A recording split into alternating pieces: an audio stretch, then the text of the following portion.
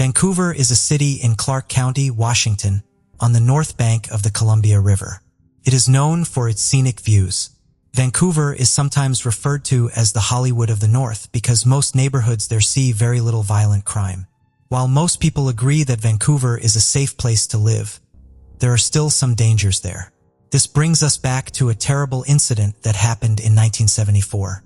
Born in Eugene, Oregon, sometime in 1956, Martha Murray Morrison grew up with her sister, Reba. Despite their mother's deafness, the two girls got along well, and Martha devoted many hours to learning sign language. This allowed her to help her mother during the majority of her childhood. While residing in Lane County, Oregon, Martha was placed in foster care for a period of time. She went to Corvallis Farm School in Corvallis and Roosevelt High School in Portland. Martha had a past of drug abuse, drug use, and running away from the Corvallis Farm School, as well as her foster and biological family's residence. By 1974, Martha was a pretty 17-year-old with long brown hair and hazel eyes. She went to Arizona to take part in a job program there, where she met a boy who was also a student. The two moved to Portland together. In middle of 1974, the boy was thought to be Martha's boyfriend and worked as a welder at the shipyards. While they did not argue frequently, on September 1, 1974, Martha stormed out of their apartment with a suitcase after giving up on him following an argument. Tragically, this was the last time Martha's boyfriend saw her alive. Martha never came back home. The following month, there were reports of a foul smell coming from Dole Valley, a heavily forested area of Vancouver in eastern Clark County. On October 12, 1974, a search party was formed to investigate the issue, and while in the valley, they found the remains of two women arranged side by side. The bodies had just been left on the ground, and wildlife had taken its course on them, making it difficult to determine the cause of death. Nevertheless, the authorities were called to the scene. Still, the police believed that the two women had been murdered and they had sufficient proof to declare the case a homicide. Following her husband's August 4th report of her missing on that same year, dental records quickly revealed the identity of the first body to be 18-year-old Carol Platt Valenzuela. When Carol failed to arrive home that evening, as planned after being last seen hitchhiking in Vancouver, Washington, on August 2, 1974, her husband became concerned. Over the course of the following few days, he searched for Carol but was unable to locate her, so he reported her missing to the police. After learning of the discovery and being questioned further, Carol's husband was freed on October 25, 1974, following his successful completion of a polygraph test. Carol had left behind twins who were only 10 months old when she vanished. All inquiries yielded no results regarding the identity of the second body. Still, the age of this unnamed woman was initially estimated to be in the range of 20 to 25. An anthropologist from the University of Washington was tasked with examining the remains. It was difficult to determine the precise time or cause of death due to animal activity and natural decomposition, but examination revealed that the victims had been dead for at least 2 weeks before their bodies were found, though it was possible that the women were not killed at the site where they were discovered in the months that followed the murder, and they might have been killed at different times. Sadly, the public failed to recognize the forensic facial reconstructions of the unidentified victim that were made from frontal and profile views and published in a newspaper. Detectives even disclosed physical attributes of the woman, mentioning her curly textured hair and poor dental hygiene. An extensive investigation was initiated to track down the murderer and identify the remains of the second woman discovered at the crime scene. However, the detectives' efforts proved fruitless as no clue or piece of evidence discovered at the scene could point a finger at the murderer. Although serial killers such as Ted Bundy and Randall Woodfield were identified as persons of interest in the murder cases of these two women, no concrete evidence was found to connect them to the incident. In the hopes that it would one day help solve the case, a DNA sample of each woman was collected and stored. The second woman's identity remained a mystery for several years despite the forensic department and law enforcement's best efforts. After many years with no fresh developments, the case grew hazy and was ultimately put on hold. Nikki Costa, an operations manager at the Clark County Medical Examiner Office, found in 2007 that the unidentified remains from the 1974 case had been mislabeled. The name Carol Platt Valenzuela, the girl whose body was discovered next to the unidentified woman, was written on some of the bone fragments belonging to the unidentified woman. Though it was thought to be a clerical error, they had to spend decades trying to identify the woman using false evidence, which cost them a great deal of effort. The case of Martha Morrison, who vanished from her Portland apartment on September 1, 1974, was taken up by Reba Morrison and her half-brother in 2010. Recalling that her family had submitted a missing persons report for Martha, Reba was disappointed upon revisiting the report. It turned out that no one had ever reported Martha's disappearance to the authorities, and Reba found no evidence of a missing person report having been filed in 1974. The woman's remains, whose identity is still unknown, were sent to Bobby Cellmark Forensics in Lawton, Virginia in 2012, so that DNA could be examined. Eventually, a DNA profile was created and added to the DNA database. Following up with Reba in 2013, the detectives inquired about the possibility that the unidentified remains might belong to Martha Morrison, Reba's sister who had gone missing.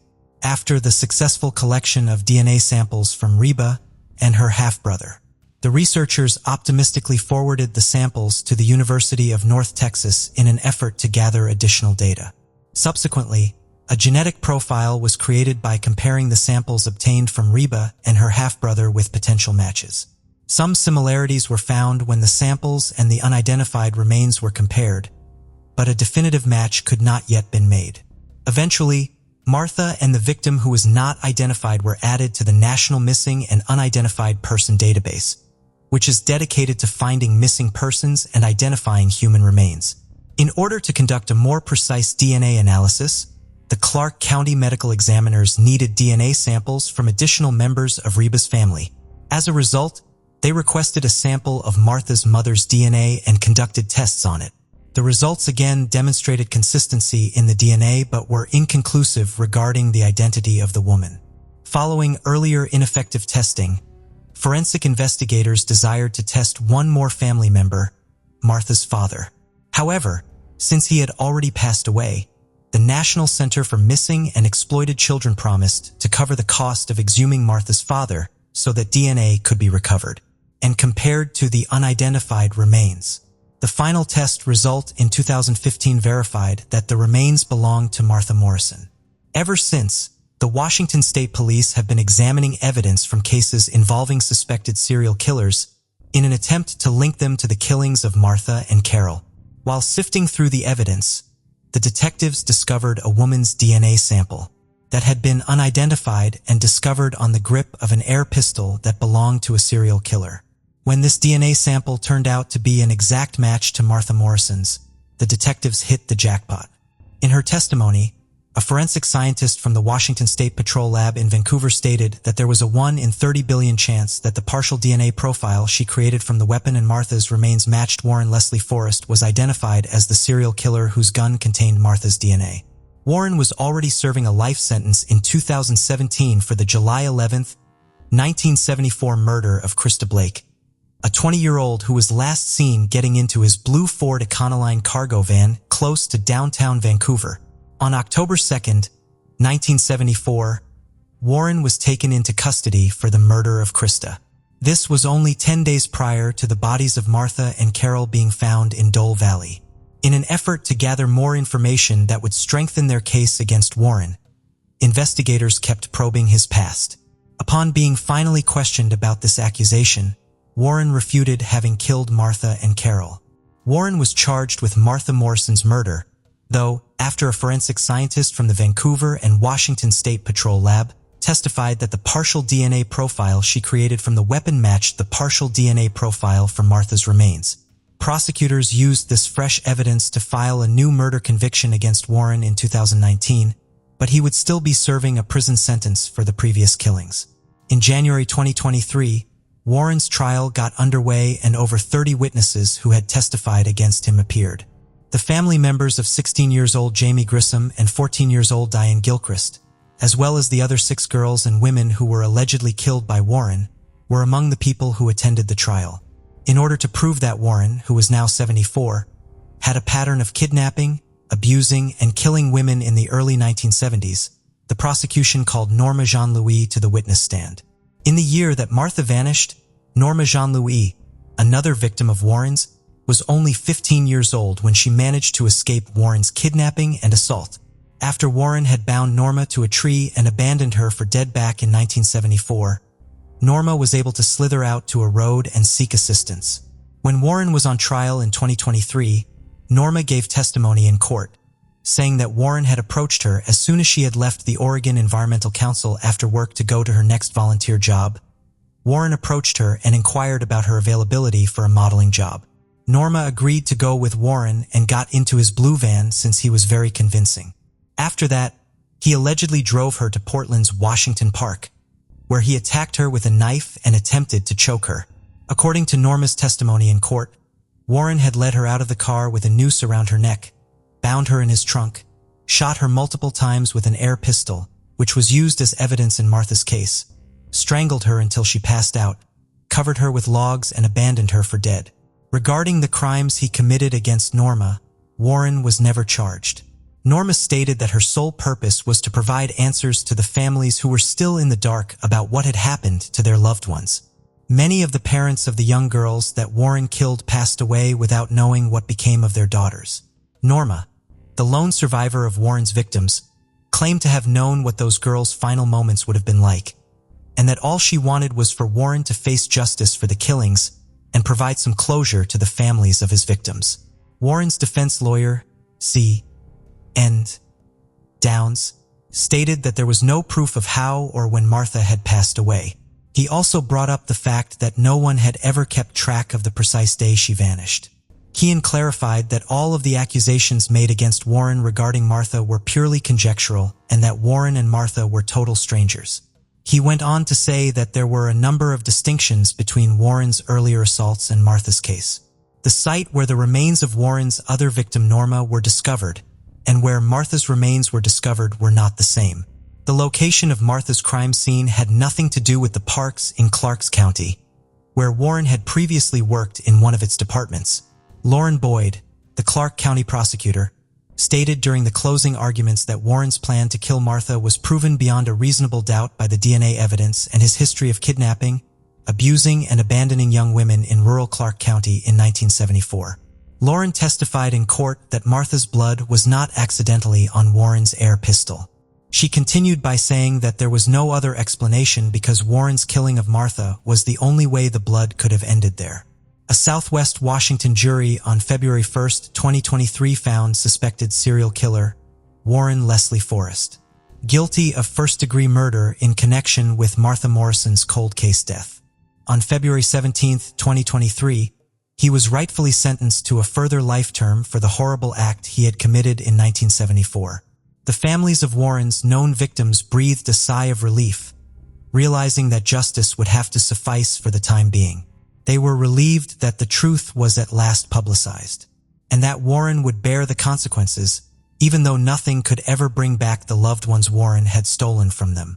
Moving forward with their lives and cherishing the memories of the ones they lost would be their next steps at this point. Michael Morrison, Martha's half-brother, stated that more investigation was necessary for Warren's other possible victims. For him, the issue went beyond his sister's murder to include the years of suffering that all the families had to endure. At least 5 other homicide cases still have Warren as the main suspect, and the investigators will not stop until they have conclusively connected him to the crimes he committed. On December 1993, a homeowner in Choctaw County, Oklahoma, discovered human remains in her backyard, so she called 911. Deputies with the Choctaw County Sheriff's Office responded to the home. They contacted Oklahoma State Bureau of Investigation and requested assistance in the investigation. An autopsy performed by doctors in the Oklahoma Chief Medical Examiner's office determined that the remains belonged to a male baby. It was also determined that the baby had been born alive. The medical examiner ruled that the baby boy's throat had been slashed. Investigators conducted numerous interviews after the discovery of the baby's body, but the case went cold. Oklahoma State Bureau of Investigation agents obtained and stored DNA evidence from the scene for possible future use. In 2020, law enforcement took another look at the case, trying to finally identify the boy. They submitted the DNA evidence they had collected to Parabon Nanolabs. As many of you will know by now, Parabon specializes in providing phenotyping services to law enforcement agencies. The results from Parabon Nanolabs came back in April of 2021. After reviewing the results, the Oklahoma State Bureau of Investigation team began pursuing new leads. That led them to 53-year-old Mouney and Michelle Allen. On Wednesday, June 15, 2022, an Oklahoma State Bureau of Investigation agent met with Allen at the Durant Police Department in Oklahoma. During the interview, Allen agreed to submit samples of her DNA to be tested to determine if she was the biological mother of the baby doe. Shortly after providing the DNA sample, Allen admitted that she was in fact the biological mother. During a follow-up interview a few days later, Allen confessed to cutting the baby's throat shortly after his birth. At the time, Allen worked at a daycare center. According to investigators, she said that she did not tell anyone about her pregnancy or delivery. She also told no one what she did to the baby. Allen was booked into the Choctaw County Detention Center and is being held without bond. It has not been made public yet why she did what she did or who the father is.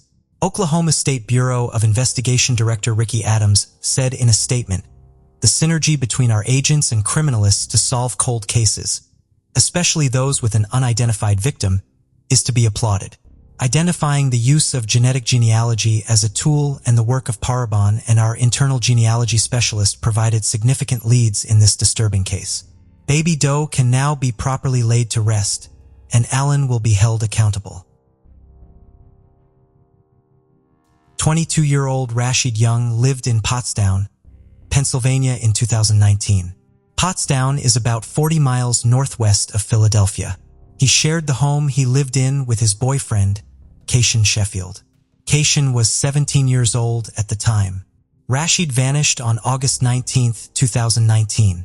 Shortly thereafter, his family and friends received text messages from his phone cutting ties with him. Just over a month later, unidentified and decomposing remains belonging to a male were discovered by landscaper at the Aubrey Arboretum in the Philadelphia neighborhood of Germantown. At the time, a post-mortem examination was unable to identify the victim. Kayshawn reported Rashid missing in December 2019, 2 months after he had been last seen. The link between the body found and Rashid's disappearance was unfortunately not made initially. For more than 2 years, the body remained unidentified. Montgomery County investigators recently increased their efforts in finding Rashid. His family also hired a private investigator to look into his disappearance. The investigation found through the use of a confidential informant, cell phone records, and other investigative means that Rashid had been dating Kayshawn for 2 years by the time he disappeared. Investigators had not known about Kayshawn before this. Investigators then went to interview Kayshawn Sheffield. He just told them he was no longer in contact with Rashid after a fight they had. Investigators believed he wasn't telling them everything he knew, so they continued investigating. A witness finally came forward saying that he helped Sheffield dig a hole at the Aubrey Arboretum for Rashid's body. Investigators had to make sure there's truth to his story. They were able to confirm that the unknown man who was buried in the Arboretum was in fact Rashid. Now they had to see if Sheffield really was responsible. They found that Sheffield made numerous withdrawals from Rashid's $2 million trust fund. He was also driving Rashid's car. Investigators also found that the messages to Rashid's family and friends cutting ties actually came from Sheffield. Even more damning, investigators discovered that Sheffield flooded Rashid's house to get rid of possible evidence. On June 1, 2022, Kayshawn Sheffield was arrested at his home in Philadelphia in connection to the case. Sheffield is in custody at the Montgomery County Detention Facility. He's being held without bail. Investigators gave a summary of what took place in their press conference. According to them, Sheffield fatally stabbed Rashid at his home on August 19, 2019. He then later intentionally flooded the home to destroy evidence. Sheffield stuffed Rashid's remains into a recycling container. He transported the container to his mother's house. Sheffield then contacted the witness and the two of them buried Rashid at the Arboretum. He then accessed Rashid's social media accounts to give the appearance that Rashid was still alive from August to December of 2019. Investigators have not released a motive, but described the crime as domestic violence related.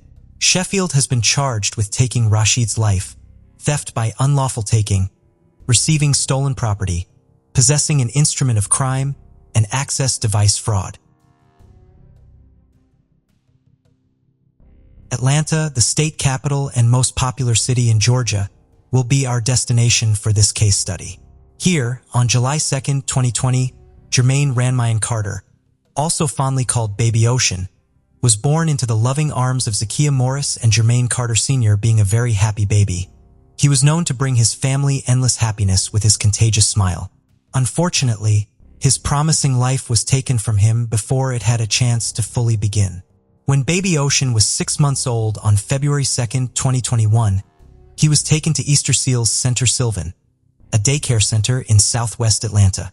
It was discovered that the child was not responding after a few hours. An ambulance quickly arrived after a 911 call was placed.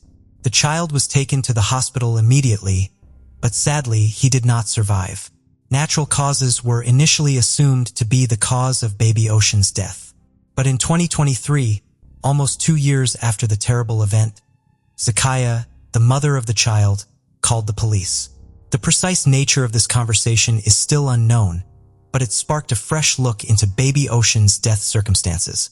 Following the tragic incident involving Baby Ocean, law enforcement officials contacted the Georgia Department of Early Care and Learning in an attempt to identify the staff members who were present. After this investigation, 2 people who were in the facility when the child died were found. Stephanie Thompson was the name of one of the women. Important information regarding what happened on that fateful day started to come to light as the investigation progressed. Stephanie revealed in the interview that on the day in question, Baby Ocean had fallen asleep in her arms. She then took great care to place the baby on a bobby pillow, making sure he was facing up, and she went on to work on her laptop. The other employee was not in the room where Baby Ocean was sleeping at that particular moment. 2 other kids in Stephanie's care woke up from naps while she was still working, so she took care of them. When Baby Ocean was last checked on by Stephanie, he was still asleep. But soon, when left alone, the 6-month-old started to make noises. The child lifted his arm and Stephanie thought he was just adjusting his posture. Stephanie went back to check on Baby Ocean after finishing her tasks with the other kids, and she was horrified to see that he had stopped breathing.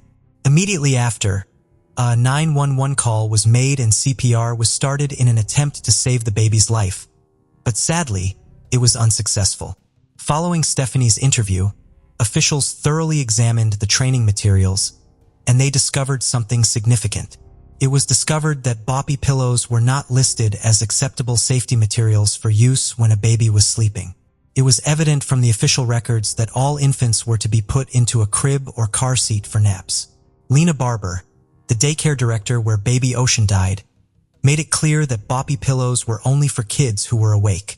The U.S. Consumer Safety Commission released disturbing information about the inherent risks of boppy pillows, especially with regard to suffocation hazards. Remarkably, the federal department records specific boppy pillows 7 months after Baby Ocean's untimely death. The tragic deaths of 10 babies across the country served as the impetus for this recall. If infants were able to move, the CPSC made it clear that they ran the risk of suffocating or getting into positions that inhibited their breathing. The possibility of babies rolling off the pillow surface adds even more serious safety concerns. Essentially, it was determined that Stephanie and the daycare center had violated state laws by failing to provide sufficient supervision and by putting a child in a dangerous sleeping environment. Following these discoveries, Stephanie was taken into custody and accused of second-degree murder and second-degree child abuse. Stephanie was not granted bond during her first court appearance on June 13, 2023. Stephanie's future is currently uncertain due to the uncertain final result of her legal proceedings. Donald Okey and Vicky Felton were both members of the United States Army. The couple met while serving in California in 1977. On August 21, 1979, Vicky gave birth to their first daughter, Lee Marine Okey, on a military base in Honolulu, Hawaii. Just 2 years later, Vicky and Donald got divorced. Donald relocated to Germany, but remained in contact with Lee, who sometimes visited him in Germany. Vicky settled in Tupelo, Mississippi with Lee and a new man, Julian Barney Yarbrough Jr. Vicky and Julian got married too, but separated in early 1992. On the morning of August 27, 1992, Lee, then age 13, was left at her home at 105 Honey Locust Drive when Vicky departed for her job at approximately 8 a.m. This was the very first time Lee was left at home by herself. Lee was going to be picked up later in the day by her grandmother and go to a school open house and then to Taco Bell for dinner. Shortly after arriving in her office, Vicky was notified that a storm related to Hurricane Andrew was headed for their town. She had retrieved a radio out of her boss's office so she could listen to the news for the weather. She called the house to let Lee know about the storm. Vicky knew that Lee was very afraid of thunderstorms. Lee failed to answer the phone, so Vicky became worried and went back home. According to Vicky, when she returned home, she found the garage door open and the light on. Entering the house, she noticed blood smeared on the side of the wall. When she went through all of the rooms and could not find any sign of Lee, she called 911. Law enforcement found additional pools of blood in Lee's upstairs bedroom, as well as significant portions smeared in the hallway, bathroom, and on her bedroom door. From the evidence found, it appeared to investigators that the perpetrator attempted to clean the scene. The only items missing from the house were Lee's shoes, reading glasses, some of her underclothes, and a sleeping bag. Investigators launched organized searches, mainly through the wooded areas surrounding the house. Donald went to Tupelo to start searching for his daughter as well. He was quoted as saying, "It felt like someone punched me in the stomach. Initially, I thought that she may have run away, so I did not go to Mississippi right away." Donald was told by several locals that they believed Vicky was responsible. There was also rumors going around that Lee's stepfather Barney Yarbrough was abusive towards Lee. Yarbrough was however ruled out by law enforcement after providing a substantiated alibi and passing a polygraph examination. 8 days after Lee went missing on September 4, 1992, a worker at McDonald's in Boonville, Mississippi told law enforcement that they had seen a girl resembling Lee in a car in the restaurant drive-thru. Boonville is a little over 30 miles from Tupelo, where Lee is from. Investigators followed up on the lead but determined that the little girl the worker saw was not Lee. Then, 5 days after that, on September 9th, a package containing Lee's glasses was mailed to their residence. It was addressed to Barney Yarbrough. The package was postmarked from Boonville, Mississippi. The FBI then became involved after the latest development. They performed DNA testing on the stamps that were adhered to the envelope in which the glasses were mailed. The FBI determined that the person who sent the glasses used water and not saliva on the stamp. Investigators felt that the glasses were mailed as a distraction. Tupelo Police Chief Bartigary said, "There was no ransom letter or anything like that came with those glasses. It was just those glasses. You would think if it was an actual kidnapping, you would have expected a little more to come along with that." On November 9, 1993, it was reported in the media that a Monroe County coroner had positively confirmed that a human skull found in a soybean field was that of Lee. Several days later, this statement was retracted, however. It was then stated that the medical examiner would perform further forensic testing on the skull that was found. It was subsequently determined that the skull belonged to 27-year-old Pollyanna Sue Keith. Pollyanna went missing in March of 1993. Investigators were running out of leads as they couldn't find Lee. They decided that Lee's mother, Vicky, should take a polygraph test. She was administered 3 separate examinations, 1 with the local law enforcement and 2 with the FBI. It was determined that Vicky showed deception on all of them. Vicky disputes that she had any involvement in her daughter's disappearance. Responding to 3 failed polygraph tests, she said, "I couldn't tell you why. They measure changes in your body, and when your daughter has gone missing and they strap you up to those things, I can't imagine anyone's body not reacting." She has openly stated that she believes a man named Oscar McKinley Kearns was responsible for Lee disappearing. 9 months after Lee disappeared, Kearns kidnapped a 15-year-old girl he had met through a Tupelo church. For this crime, he was sentenced to over 8 years of incarceration, but served only half of this sentence for some dumb reason. After being released, Kearns then kidnapped a couple and assaulted the woman. He was convicted for this crime in 1999. Investigators have found no concrete evidence linking Kearns to the disappearance of Lee. Lee's disappearance has been covered by Nance Grace and was also featured on the Geraldo Rivera Show. In 2017, the disappearance was the subject of a 6-episode podcast called The Search for Lee Okei. The case was also featured on an episode of true crimes podcast Crime Junkie, and The Trail Went Cold. The National Center for Missing and Exploited Children created an image showing what Lee might look like if she was still alive today. If you have any information concerning this case, please contact the Tupelo Police Department at 662-841-6491. 17-year-old Glattis Ariano lived in Boyle Heights, Los Angeles in 1996. She was beautiful, intelligent, and had big dreams for her life. Glattis was last seen on January 28, 1996, leaving her home. When she failed to return home later in the day, she was reported missing by her family. 2 days later, her body was found off a main road in a ravine in Topanga Canyon. She had been assaulted and strangled. Serology evidence was collected from her body, and a DNA profile of the unknown offender was uploaded to the state and federal DNA databases, but a match could not be found. An extensive investigation was completed by the investigators at the time, but it led nowhere and the case went cold until 2019, when Los Angeles police arrested a man by the name of Jose Luis Garcia. Domestic assault. During the booking process, DNA swabs were taken from Garcia and processed. Investigators then realized that his DNA matched the DNA that was taken from Glattis Serrano's body. Detectives visited Garcia and questioned him about Glattis. The crime took place when he was just 19 years old. They obtained a second DNA swab from him.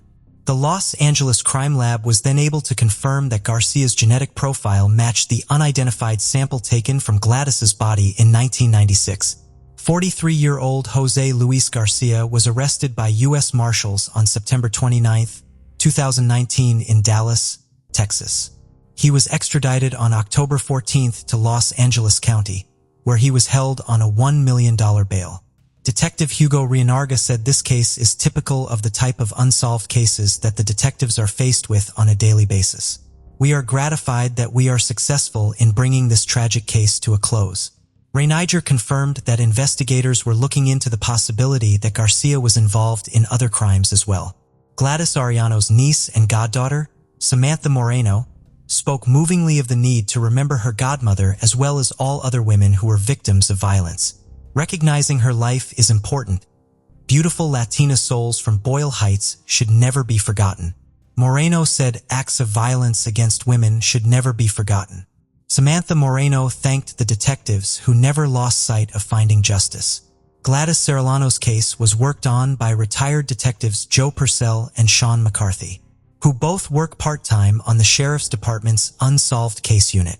Thank you for not giving up on our Glattis, who was a loving daughter, sister, aunt, and godmother.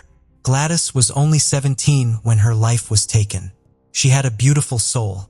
She was beautiful, intelligent, gorgeous, and she had a radiant smile. She had such big dreams for her life. My grandparents would have been so proud of her, Samantha Moreno said. She was grateful Garcia was off the streets after nearly a quarter century. We want nothing more than for him to pay for his brutal crime, she said. We recognize that this will not bring Glattis back, but we are relieved to know that there will be justice for Glattis. This is a victory that we acknowledge in her honor, and we look forward to more victories. Jose Luis Garcia was found guilty of all the charges against him on July 18, 2023. It was a day the loved ones of Glattis Ariano had been waiting decades for. It is never enough for having taken the life of such a beautiful soul, said Elizabeth Ariano, Glattis Ariano's sister and best friend. She told the court what Garcia did nearly destroyed them as they wondered for more than 25 years what happened to her. It was tough, but it felt really good to finally get it off your chest and actually like seeing him and, releasing it and having some kind of comfort, said Vanessa Orellano, Glattis Orellano's younger sister. Janet Ramirez, Glattis' close friend, said the plea deal gives her some comfort, but it is not enough. 19 years is never enough, but I have comfort knowing now she can rest, that the perpetrator is going to be behind bars because for 25 years, I've lived with the guilt of not knowing what I could have done different, Ramirez said. Jose Luis Garcia was sentenced on August 15, 2023 to 18 years and 8 months in prison for taking Glattis Serrano's life. Garcia pleaded no contest to voluntary manslaughter, kidnapping, and domestic assault. According to the district attorney's office, he waived his credit for the just over 1,000 he has spent in jail since his 2020 arrest. Retired Sheriff's Detective Joe Purcell, who handled the cold case investigation, said, "The fact is that we can give justice to people and to society. It is really important not to let these cases go unresolved. We need to have people pay the debt they owe to society." Catherine Scott Egleston was born in Redmond, Oregon on May 4, 1971. She went by the nickname Katie. She graduated from Oregon State University in the spring of 1993. Katie earned a Bachelor of Arts degree in English. After graduating from college, Katie went to live with her older sister Janet in Gresham, Oregon. Gresham is a suburb of Portland. Katie took a job as a salesperson for AllNet Communication Services. They were based in Lake Oswego. On the morning of August 2, 1993, departed from her office to attend a business meeting in Portland. It was her first day of making sales visits alone. She went to the Port of Portland building located at 700 Multnomah Street. Katie was seen making phone calls in the building lobby, and 5 individual witnesses who saw her there said that she appeared preoccupied and worried. At approximately 2:15 p.m., the client with whom Katie had an appointment witnessed her exiting an elevator in the lobby with a man wearing a blue blazer. The client described the unknown man as having dark hair and a dark complexion. This would be the last confirmed sighting of Katie Egleston. Her absence was first noted when she failed to return to AllNet's Lake Oswego office, where she was supposed to meet an advisor at 5 p.m. When Katie failed to return home, her sister Janet notified their father, who traveled to the Portland area. In the early morning hours of August 3rd, the day after Katie was last seen, a security guard at an industrial complex located at Northeast 122nd Avenue and Airport Way discovered Katie's Volkswagen Golf parked in the lot. This location is about 9 miles from the Port of Portland building where Katie and her car was last seen. The doors of the car were unlocked and all the windows were rolled down, with the keys still in the ignition. Her purse and its contents were still in the car. The only thing missing was her passport. Katie's parents told investigators that Katie retrieved her passport from their home in Redmond while visiting 10 days prior. This made investigators believe that Katie might have disappeared on purpose. Her family disagreed. On August 6, 1993, fields located nearby were searched by volunteer searchers. There were a lot of theories going around at the time. Katie's parents suspected that her boyfriend was involved. Law enforcement cleared him after confirming he had been in Central Oregon at the time she disappeared. The second theory was that she simply ran away, possibly to avoid testifying a potential court case against her sister Janet for tax evasion. Janet and her husband Jeff were accused of failing to report around $190,000 in business income between 1986 and 1987. By October 1993, police had received hundreds of tips in the case, but none proved fruitful. When investigators again announced that they believe Katie ran away, her family decided to hire a retired Oregon State Police detective to further investigate the disappearance case. This produced several leads. One of the leads regarded a security guard who possessed keys to the Port of Portland building's parking garage. To further find leads, Katie's employer, AllNet, funded a tip hotline dedicated to tips in Katie's disappearance. Flyers were also distributed in Oregon and Washington area, hoping someone with useful information would come forward. One anonymous call placed to the tip hotline was by a man who claimed to have abducted Katie. He said that he took her life 2 weeks after her disappearance. The caller spoke with a southern dialect. He stated that she would never be found because she's not alive anymore. On May 4, 2001, it was Katie's 30th birthday. Her family set up another hotline seeking additional tips. One man who called was a former attendant at a gasoline station located at 122nd Avenue and Stark Street. He claimed to have seen Katie near the time she disappeared. This gas station is located about 4 miles from where her car would be found. The man claimed to have given Katie directions to the airport. He said that she departed in a vehicle whose make and model he could not recall.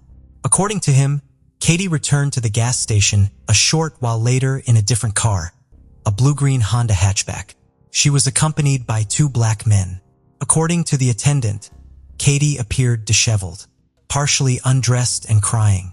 Lastly, the man also noted that when Katie first arrived alone, he noticed a thick, black book on the passenger seat of her car.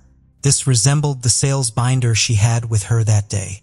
Law enforcement's belief that Katie ran away changed in 2004. A man by the name of Joel Courtney became a suspect in her disappearance. He was responsible for taking the life of Brooke Wilberger.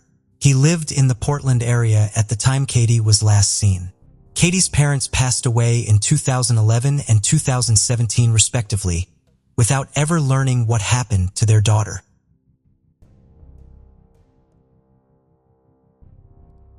One fateful night on July 22, 1957, 2 young couples were in a parked car at a lover's lane on Van Ness Avenue in Hawthorne, near El Segundo, California. They were doing what was typical of teenagers. All of a sudden, their vigorous petting came to an end when they were accosted by a young man who was pointing a gun at them through the car's window. All the 4 teenagers in the car were compelled by their attacker to exit the car and form a lineup. The attacker was predicted to be in his early 20s, then ordered the terrified couples to remove their clothing after taking their money and jewelry. At that point, the teenagers could tell that the attacker was not a local by his accent, and it was clear he had been drinking. The gunman obviously wanted the teenagers' 1949 Ford sedan. Sadly, that wasn't the only thing the 20-something drifter was after. He also sexually attacked one of the girls after tying the hands of 3 of the victims behind their backs.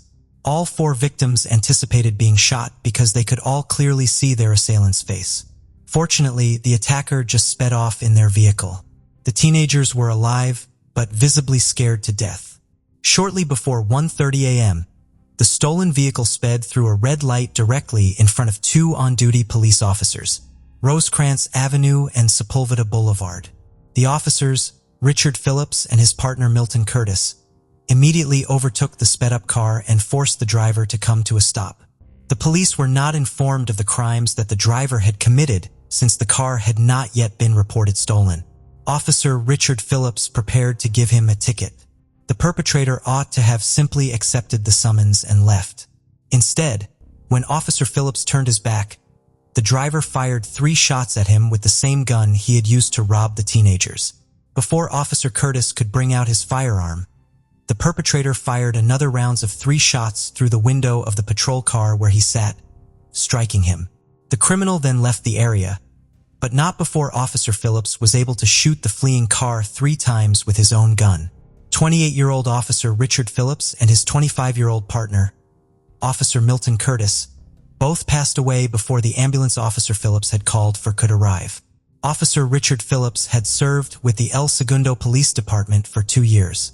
He was survived by his wife and 3 children, while Officer Curtis Milton had only served with the El Segundo Police Department for 2 months. He was survived by his wife's son and daughter. Both victims' family was inconsolable. Jane, Officer Curtis' wife, could not stop professing how much she loved him. According to her, they had a misunderstanding before he left for his work shift. Till today, she regrets not having sorting out their issues and saying goodbye properly. Numerous police officers from across the county turned out to try to find the offender, but it yielded nothing. There was not much evidence at the crime scene. The incidents led to the biggest manhunt in California's history as the culprit appeared to have vanished into thin air. Later, the stolen car was discovered nearby, abandoned. In the car, the police only discovered 2 bullets from Officer Phillips' gun, making the police believe that the 3rd bullet likely struck the attacker. A single thumbprint was collected from the steering wheel. This print failed to reveal a culprit for many years. 3 years after the murder, in 1960, Doe Tooley, the owner of Manhattan Beach, a residence close to the crime scene, went to the police station to submit 2 watches and a .22 caliber revolver he discovered while cleaning his property. It was discovered that the watches belonged to the teenagers who were robbed in 1957, and the revolver was the murder weapon. That night in 1957, the attacker is believed to have dropped those things while leaving the stolen car behind. These pieces of evidence discovered provided a vital lead. The serial number of the revolver led police to a Sears in Shreveport, Louisiana, where G.D. Wilson was documented as the buyer's name. The gun, which was the cheapest one the shop sold, cost $29.95. Investigators found that George D. Wilson had rented a room at AYMCA close to the Sears store, but had provided a false Florida address. Police investigated every George D. Wilson they could find for years, but nothing came up. Many years later, in 2002, a certain woman reported to the El Segundo police that her dead uncle had once boasted of killing 2 police officers. Although the claim was a dead end, it reignited interest in the police officer's cold case. The fingerprint from the teenager's car in 1957 was examined by investigators using the recently released automated fingerprint identification system. Surprisingly, there was a match to a man named Gerald Fighton Mason, who was found guilty of burglary in Colombia in 1956. Due to that incident, he had to serve a 1-year term in prison. In addition to matching fingerprints, the evidence also included identical handwriting, which connected him to the murder weapon he used to kill the police officers in 1957. Handwriting analyst Paul Edholm determined that the signatures he had on the IMCA receipt and Sears documents in 1957 were identical to the handwriting on his 1999 South Carolina driver's license application and on a bill of sale for a car. It hadn't changed at all. This was another glaring evidence for the investigators to get to the root of the matter. After the murders, Gerald Mason was a law-abiding citizen for 45 years, never receiving even a parking ticket. He was a wealthy retiree. He was married, had 2 daughters and 6 grandchildren. He lived quietly in a suburban area with his family. He owned 2 gas stations. Friends and neighbors regarded him as being amiable and helpful. Without even the slightest regret for the officer's family, who had lost their loved one so long ago, Gerald Mason was able to enjoy a long and successful life.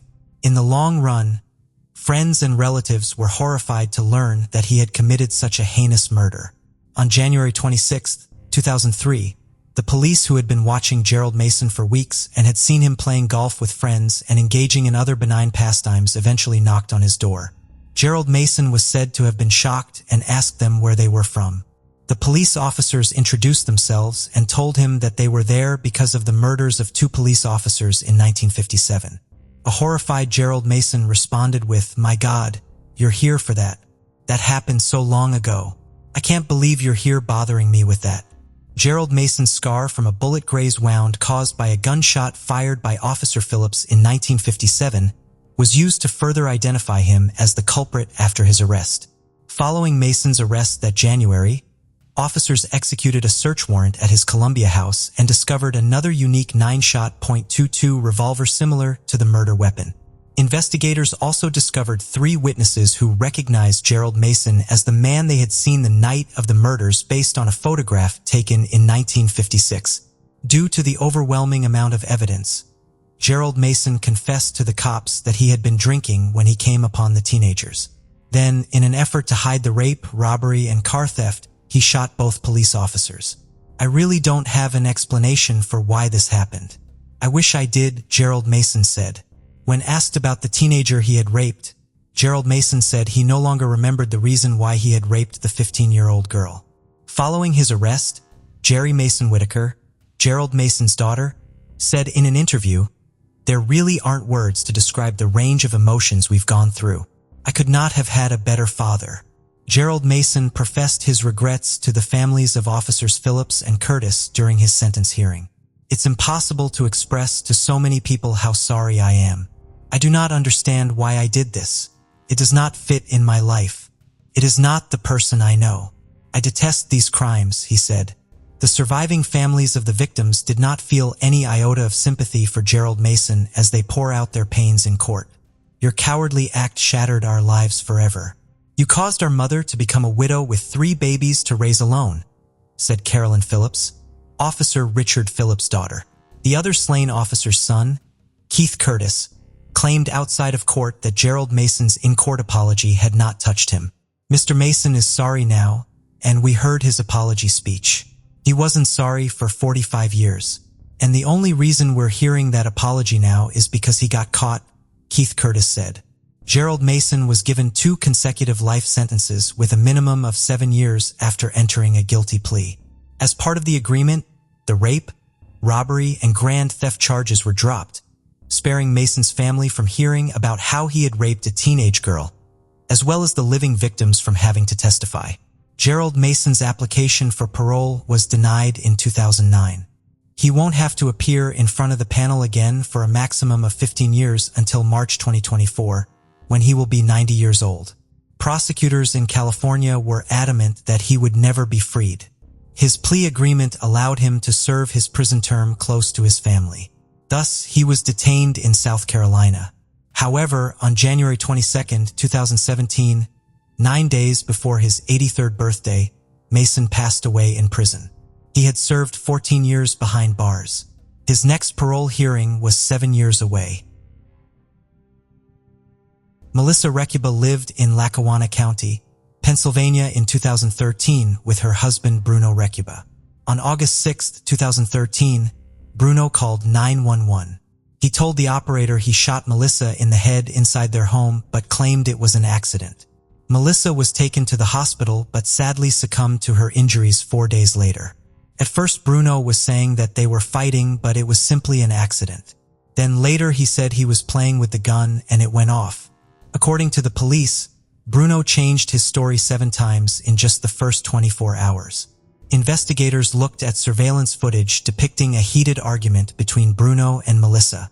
Authorities also learned about a family inheritance Melissa's mother won at a casino in the Atlantic City for $1.5 million. This was seen as a potential motive. Despite investigators believing Bruno meant to fatally shoot Melissa, they did not have enough evidence to charge him. Pennsylvania State Police reinvestigated the case. Melissa's sister and daughters told the police that Bruno had pulled a gun on Melissa inside their home on previous occasions. Investigators also learned more about the $1.5 million family inheritance. The remaining payouts of those funds was supposed to be split between Bruno and his 2 daughters. Police learned that Bruno has been stealing over $100,000 of those funds from his daughters since 2013. Investigators also used new technology to prove that Bruno meant to shoot Melissa.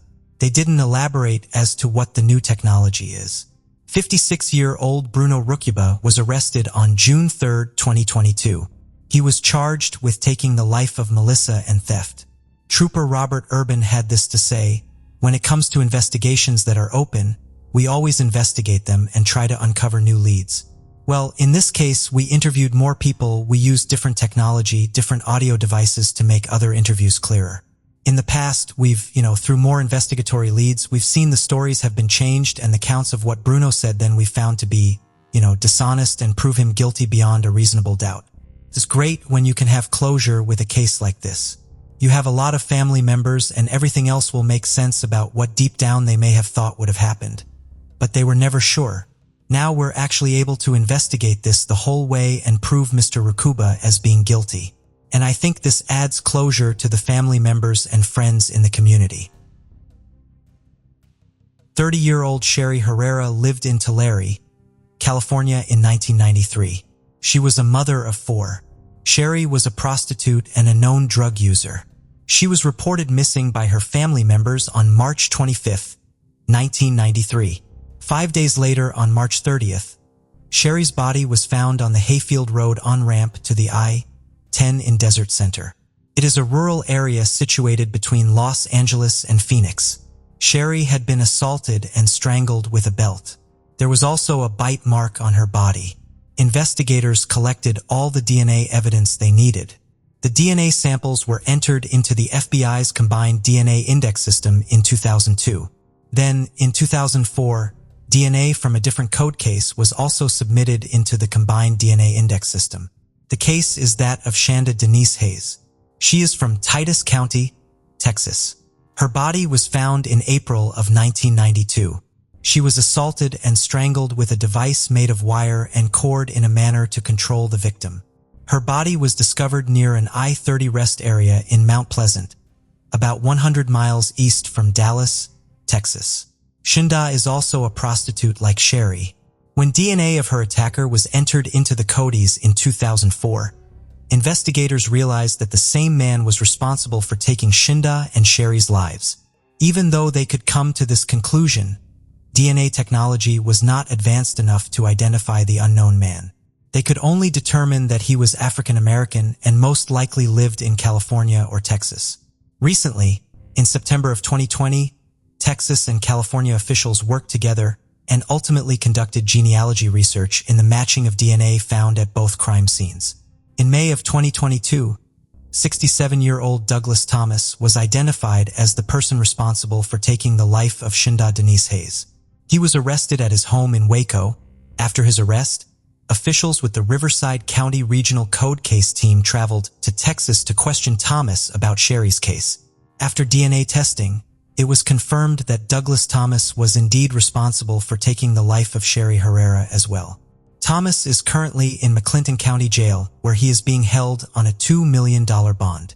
He will first face prosecution in Texas, then he will be taken to California to face the charges against him there. Thomas was a truck driver for over 40 years. He traveled extensively around the U.S. and only recently retired.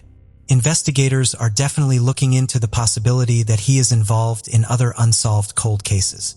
Authorities in California are asking anyone with information about the case to contact Riverside County Regional Cold Case Homicide Team at 1-951-955-2777. Sherry's son Adrian, who was only 6 years old when his mother's life was taken, had this to say following the arrest. "I don't know if I really believed it because it's like, man, this has been so long. I remember coming home from school and my stepmom told us the news what had happened. Me and my sister were there. Obviously, we started bawling our eyes out." Armin and Lorraine Pelletier lived in Frenchville, Maine in 1985. It is a small town near the Canadian border. On December 7, 1985, Armin heard their Siberian husky named Paka pound on their door. He went to look and could not believe what he saw. At first, he thought it was a rag doll in the dog's mouth, but then realized it was a frozen little baby. The child was Caucasian, female, and still had her umbilical cord attached. Armin immediately called police. Detectives were able to track the dog's path to about 700 feet from their home, where the baby was born in a gravel pit. It was determined the baby passed away from the cold she was left in and not from being carried home by Paka. Investigators couldn't find any sign of the woman who delivered the baby, just blood and placental material. They collected DNA from the scene and stored it so they could use it later. No one in the town knew who the woman could be, so the case went cold. Detective Jay Pelletier was working at the Maine State Police Unsolved Homicide Unit and decided to take up the case. He was quoted as saying, "Having been from the area, I remember the media coverage initially. With the addition of DNA and genealogy information, we felt that this was a case that could be worked on at this time." Detectives worked alongside Identifiers International to identify 58-year-old Leanne Daigle as the mother of baby Jane Doe. Police say that Leanne was 21 years old when she went to the gravel pit in Fritchville, Maine to deliver the little baby girl. On June 13, 2022, Maine State Police traveled to Lowell, Massachusetts to arrest Leanne Daigle, formerly known as Leanne Jarrett. She is currently being held without bail at the Aroostook County Jail in Holton, Maine, and has pleaded not guilty. Police interviewed Leanne's ex-husband John Daigle. They asked him if she had been pregnant when they met in the summer of 1985. John was a 23-year-old college student, and the two met at July 4th celebration, 5 months before she gave birth. John was stunned when he learned about the baby, because he did not know she was pregnant back then. He said, "I fell to the floor. It shocked me that she had delivered a baby all by herself at -30-degree weather, drove herself home. I'm sure she bled." John was also told that the DNA showed that he was not the father of the baby. The man who was the father lives in an assisted living facility in Florida and cannot communicate anymore. John told police that Leanne is a survivor of childhood violence at the hands of her alcoholic father. He also said he now wonders if Leanne feared that he would end the relationship and leave without her for the new life they had begun planning in New Hampshire if he knew about the pregnancy. In an interview with the Press Herald, he also said that he would have wanted to raise the baby had he known about she was protecting the relationship I had with her because she thought I would have dumped her lickety-split. Leanne told her daughter Kristen that she believes she may have been assaulted on the night of her 21st birthday, which was 9 months before she gave birth. She has no memory of the night at all. Leanne said that she was unaware that she was pregnant in 1985. Leanne told Kristen that she was driving home from work, felt a strong urge to urinate, and then gave birth to a baby she believed was not alive anymore, on the side of a road near a gravel pit. Kristen said, "My mom thought it was a stillborn. It didn't cry. It didn't move. To her, the baby was not alive. So to her, it was some freak miscarriage and something that she wanted to leave in the past. People have miscarriages all the time." Police are asking anyone with information they believe may be relevant to the investigation to call Maine State Police at 207-532-5400. When Etan Patz disappeared on his way to school, his family were unaware of what had happened to him until after school hours were over and he never returned home. The search for Etan Patz began and parents around New York became alarmed in such a way that they started changing the way many of them watched over their children. Now, almost 40 decades later, a man has been identified as the perpetrator. Ethan Khalil Patz was born on October 9th, 1972 to Julian Stanley Patz in Manhattan, New York. He was the middle child. He had an elder sister and a younger brother. At the time of Etan's disappearance, he and his family lived in the Soho neighborhood of Lower Manhattan. Soho is an acronym for South of Houston Street, a name that was first used by renowned developer Chester Rapkin in 1962. Today, South of Houston Street is famous for its boutiques, art galleries, and loft living spaces. Famous celebrities like Dakota Fanning, Alicia Keys, Daniel Craig, John Legend, Justin Timberlake, and Samuel L. Jackson are known to reside or have resided there. The neighborhood might be safe for habitation now, but it wasn't always like that in the 1970s. It was much rougher. The overall appearance of New York City was substantially different back then than it is today. The city had been tainted by a financial crisis from which many believed it would never fully recover. There were high unemployment rates, a significant flight to the suburbs, and attacks on the subway. Times Square was known for its prostitutes and pimps, and Central Park was feared for robbery and rape. Abandoned buildings were occupied by drug dealers and the homeless.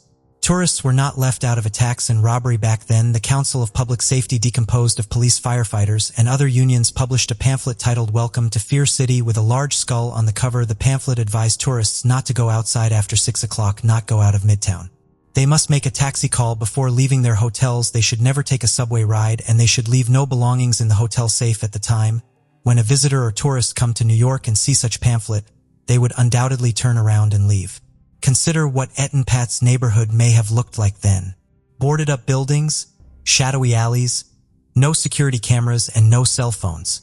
The morning of May 25th, 1979, which appeared to have been a Friday, the final day of school before the Memorial Day holiday, was a chaotic one in the Patz household. Julie Patz, Etan's mother, who operated a daycare in their home, had her hands full that morning. She had two 2-year-olds to care for, her younger son and another kid who had spent the night. Also, Etan's older sister had resisted getting out of bed. Etan, on the other hand, woke up with a positive energy and was eager to start his day. According to Julie Patz, Etan had been attempting to be more independent, and in the midst of the chaos that morning, he saw an opportunity. He told his mom to allow him walk to school by himself. His mom recalled he pleaded, saying, "It's fine, Mom, I can do it." With some hesitation, Julie accepted. He then crammed his favorite toy cars into his tote bag, which was given to him by a friend's mother. Before leaving home, Etan donned his favorite headgear, an Eastern Airlines cap, after which his mother led him outside. He reportedly left with a $1 note in hand because he intended to get a soda on the way to school. It was the last time Julie, his mother, saw him. When Etan didn't return home that afternoon, she called around and discovered he hadn't made it to his bus or school. Julie claimed that she was shocked when she learned that Etan was missing. The Patz family house had been transformed into a command post where the press, volunteers, and police investigators had gathered. Etan's photograph was extensively publicized, appearing on television newscasts and the front pages of the city's newspapers. The city was covered in missing posters that featured an image of his hair poking out from under a cap. He was reportedly the first missing kid to appear on a milk container. The way he vanished, the ensuing search, and the anxiety it caused engulfed Lower Manhattan. Residents recalled police officers going from door to door, showing his photos and questioning people about where he could possibly be. Etan's disappearance caused a huge stir even outside his neighborhood. President Ronald Reagan declared May 25th, the day of his disappearance, to be National Missing Children's Day, and the National Center for Missing and Exploited Children was founded in 1984, in part as a result of his disappearance. His case received a lot of attention, but there were no solutions. Numerous theories were put up, and a number of suspects came to light, including Jose Ramos, a man who had been convicted of abusing children and who the police had been hunting for years. Jose Ramos was romantically involved with a woman who had once been hired to accompany Etan home from school. As time went on, investigation refocused interest. Officials had searched the basement of a Lower Manhattan building for 8 hours in the year 2000. That building was where Ramos had previously resided. Investigators discovered pieces of bones, but it turned out that they belonged to animals. In the year 2012, after authorities discovered that a man by the name of Othniel Miller had laid a concrete floor soon after Etan vanished, they launched a search and dug up his workshop. Othniel Miller was a handyman who reportedly knew Etan Patz. Etan often visited him at his workshop. In fact, the $1 note that Etan carried the morning he was last seen was given to him by Othniel Miller. However, the search, which sparked a fresh round of news media attention, failed to find Etan's remains. But after a few weeks passed, a guy from New Jersey named Josie Lopez got in touch with the authorities and said that he thought his brother-in-law, Pedro Hernandez, might have something to do with Etan Patz abduction. Back then, on May 25, 1979, Pedro Hernandez was an 18-year-old high school dropout who had recently relocated to Manhattan from Camden, New Jersey. He worked as a stock clerk in a bodega near Etan Patz bus stop on West Broadway and Prince Street. Shortly after Etan vanished, perhaps within days, Pedro Hernandez went back to New Jersey and took a job in a clothing factory there. Not long after, he suddenly began telling people that he had killed a child in New York City. At a spiritual retreat, he confided in an elder from his church group and confessed before a prayer group, breaking down in tears. He also confessed to his previous wife before they got married. However, their testimony indicated that the accounts varied. Pedro Hernandez's childhood friend thought he had killed a black child. His former wife, after hearing Muchacho, thought he had killed a teenage boy. Investigators questioned Pedro Hernandez after his brother-in-law dialed 911. The police claimed that after spending many hours with the detectives, Pedro gave in. He claimed that he had asked Etan Patz if he wanted a soda in order to entice him down the bodega's basement. The little boy, who initially intended to buy a soda with his $1 bill, innocently followed him and was immediately attacked. In a segment of the interview that was captured on camera, Pedro Hernandez said to the detectives, "I grabbed him by the neck and I started to choke him." He refrained from claiming that he had killed Etan, explaining that the little boy was still alive when he had placed him in a plastic bag and then placed the bag inside of a box, which he then discarded about a block away. Pedro Hernandez's words have served as the foundation of the prosecution's case against him. Prosecutors have had little to work with in the absence of Etan's remains or any crime scene from which they could gather evidence. In addition to presenting the testimony of the investigators and the people he had confessed to decades before, they also played video recordings of the interviews Pedro Hernandez made to the police shortly before his arrest. The main focus of Pedro Hernandez's defense has been to cast doubt on his credibility. His attorneys contend that 56-year-old Pedro Hernandez has low intelligence as well as a personality condition that impairs his ability to discriminate between truth and fiction. Therefore, they claim just because he admitted to what he thought he had done does not indicate he actually did it. Becky Hernandez, Pedro Hernandez's youngest child, testified about her father's strange conduct, including his claims of seeing angels and devils watering a dead tree limb to make it grow, and how she would catch him talking to himself. The defense, however, claimed that the initial suspect, Jose Ramos, the child molester who had been found guilty, had the chance and the incentive to have been accountable for Etan Patz's disappearance. Members of the jury were in doubts after hearing their arguments. There was a deadlocked jury after 18 days of deliberations. In 2015, the judge declared a mistrial. Only one member of the panel who didn't think Pedro Hernandez was guilty held out. However, following a 4-month trial on February 14, 2017, Pedro Hernandez was found guilty of murder and kidnapping. He was then sentenced to 25 years to life in prison. Why do you think Pedro Hernandez committed such evil atrocity? Was he truly possessed by a demon? On August 30, 1991, Donna Sanchez left the Four Seasons Motor Lodge in Los Altos, California with her boyfriend, Bernardo Bass. This would be the last time anyone saw Donna live. She was reported missing by her family in October of 1991. A witness came forward. He told investigators that he drove with Donna and Bernardo to a junkyard in Sunnydale, California. There, Donna Bernardo got into an argument that ended with Bernardo fatally shooting Donna and fleeing the scene. The man refused to testify against Bernardo, so investigators had to try and find more evidence. Bernardo's sister claimed that she sold the car the couple drove. The weapon that was used to take Don's life could not be found anywhere. Investigators searched Bernardo's home with cadaver dogs. The dogs smelled human remains inside a closet. This was unfortunately not enough evidence for an arrest to be made. But then NASA stepped in. In 2009, police officials made their way back to the junkyard looking for anything useful. Digging up the entire field was cost prohibitive, so they needed to find another way to see what might be underground. Metal detectors wouldn't help, because the lot was already filled with so much debris. The Menlo Park District Attorney's Office then called NASA engineers. The engineers then deployed a Sensita Max 5 rover to perform magnetic surveys. The rover is an autonomous ground vehicle. It is designed for Earth science missions to map ground magnetic data and survey points of geological interest underground. The rover did a detailed sweep of what lay beneath the old junkyard, looking specifically for old car parts and possibly the remains of Donna Sanchez. It didn't find the victim's body, but it was able to analyze data provided by the rover to give the district attorney's office some very promising points of interest that might be the evidence it sought. Once the points detailed by the rover were excavated, it did indeed reveal old buried car parts that belonged to a 1979 Pontiac Grand Prix that once belonged to Bernardo Bass. Once tested, they revealed that Bass took the victim's body into his car and possibly held her in a closet at his home near the junkyard for some time.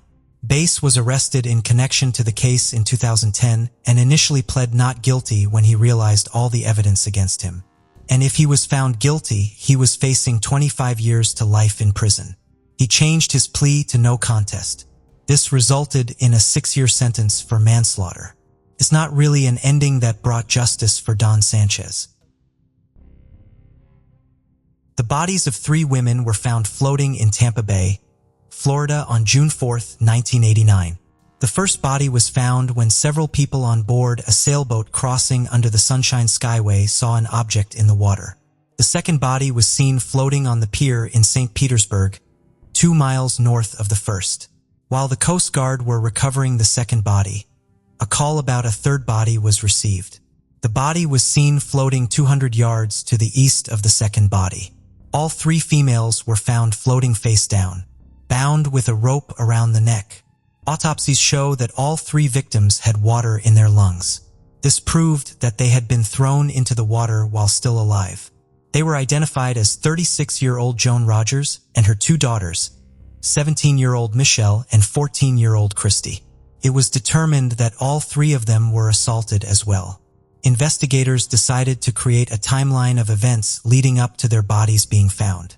On May 26, 1989, Joan, Michelle, and Christy left their family farm in wheelchair, Ohio for a vacation in Florida. It was the first time they had left their home state. They stayed in Orlando, Florida for a few days. They were last seen alive at a hotel in Tampa on June 3, 1989, and the next day they would be found on June 4th. Marine researchers at the University of South Florida estimated from currents and patterns that the victims were thrown from a boat and not from a bridge or dry land. Joan's car, a 1984 Oldsmobile Calais with Ohio license plate, was found at the boat dock by the Courtney Campbell Causeway. Inside the car, investigators found notes written by a man on a brochure. The man wrote down directions and a description to his boat to Joan.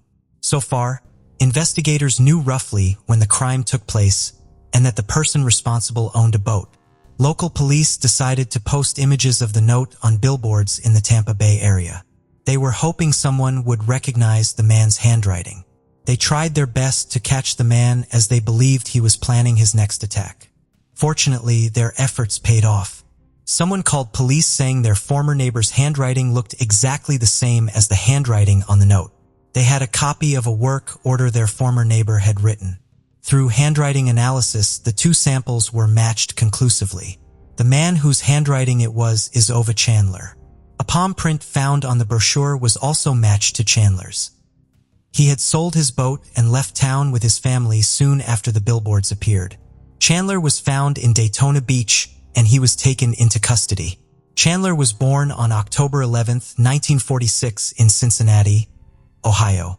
When he was 10 years old, his father took his own life. At the funeral, Chandler reportedly jumped into his father's open grave. When he was 14 years old, he began stealing cars and was arrested 20 times as a juvenile. As an adult, he was charged with a variety of crimes, including possession of counterfeit money, loitering, burglary, kidnapping, and armed robbery. Later on in life, Chandler found work as an unlicensed aluminum siding contractor. At his trial, Chandler said he met Joan, Michelle, and Christy Rogers and gave them directions, but he never saw them again. Chandler admitted that he had been in Tampa Bay that evening. The police had evidence that telephone calls were made from his boat around the same time. Chandler's daughter testified that her father had talked about ending the lives of 3 women and that he was afraid of returning to Tampa Bay. On November 4, 1994, Chandler was found guilty. It was decided that he has to pay for the crime with his life. Chandler awaited execution of his sentence at the Union Correctional Institution. On November 15, 2011, Chandler was executed at the Florida State Prison in Rafer. Investigators always believed Chandler was responsible for a lot more crimes. You do not just commit such a heinous crime and then be done. On February 25, 2014, investigators revealed that DNA evidence identified Chandler as the man responsible for taking the lives of Ivelisse Barrios Bigueres in Cold Springs, Florida on November 27, 1990. Ivelisse was a 20-year-old newlywed who was last seen at Sawgrass Mills Mall, where she worked at a sporting goods store. When she did not return home, her husband went to the mall and found her car, a 1985 Ford Tempo with the tires slashed. It is believed that Chandler, after watching the victim for 2 days, slashed the tires, arrived in the guise of a helpful stranger and offered to help. 3 hours after she was reported missing, her body was found under a residential mailbox in a local neighborhood by 2 men returning from a fishing trip. Investigators are still working to see if Chandler had involvement in any other cold cases. Janet Christensen grew up in a Mormon family in Virginia. In 1998, she met Raven Abaroa, who was also a Mormon. They met at Southern Virginia University, where she played soccer. He was a fellow soccer player who instantly swept her off her feet. In August of 2000, after 2 years together, Janet and Raven married at the Mormon Temple in Washington, D.C. They then settled in southeastern Virginia.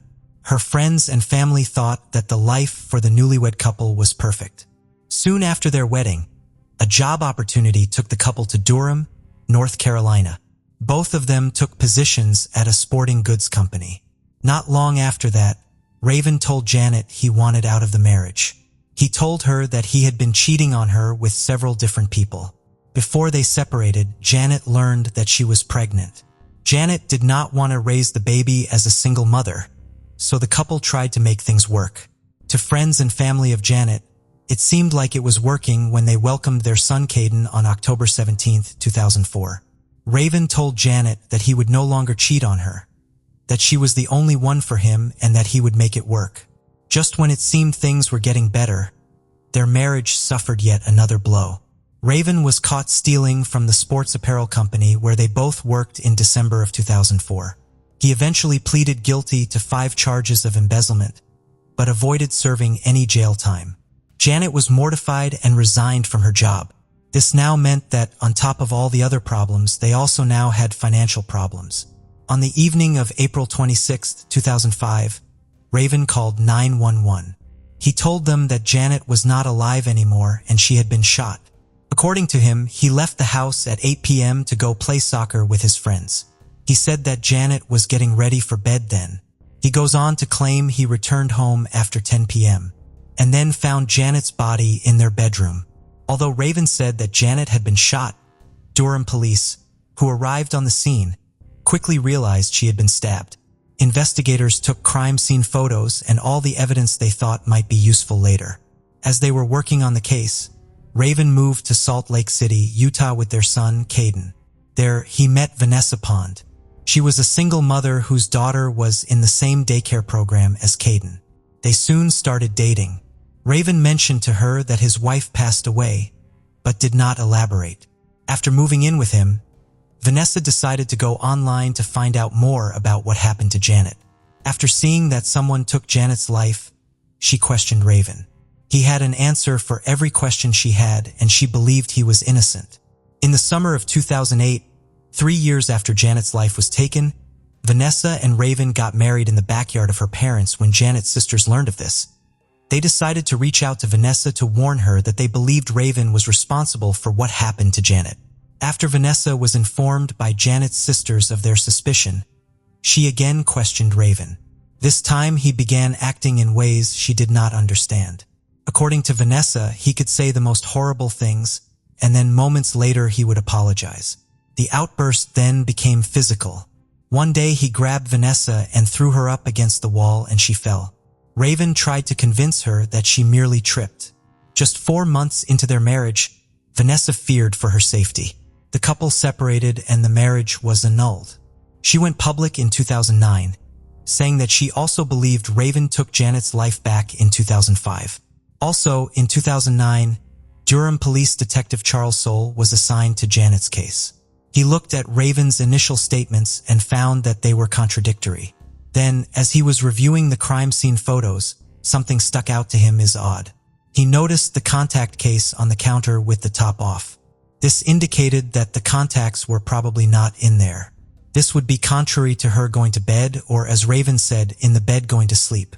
When police interviewed Janet's family and friends, they said that Janet was consistent with removing her contacts before going to sleep. Charles Soule found this detail to be suspicious. Charles also found it strange that there was no disturbance in their bedroom. A stabbing is usually violent with a struggle. Raven was arrested on February 1, 2010, and was charged with taking Janet's life.